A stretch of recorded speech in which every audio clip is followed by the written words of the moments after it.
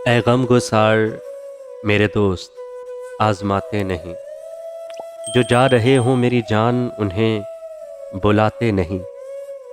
ये दर्द व गम के हैं किस्से तुम्हें रुलाएंगे, हो मुख्तसर भी कहानी मगर सुनाते नहीं।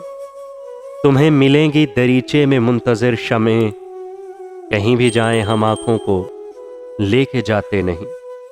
सुने बहार ये दस्तक तेरी लहू होगी, ना घर पे कोई अगर हो तो खटखटाते नहीं।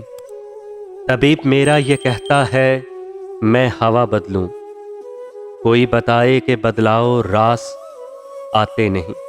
तुम अपने दिल का ये पिंजरा भी चाहे खोल रखो, हम ऐसे पंछी कभी पर को भी हिलाते नहीं।